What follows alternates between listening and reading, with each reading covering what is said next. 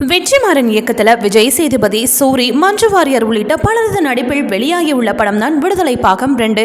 பெரும் எதிர்பார்ப்புக்கு மத்தியில் நேற்று, அதாவது டிசம்பர் 20 ரிலீஸ் ஆகியுள்ளது.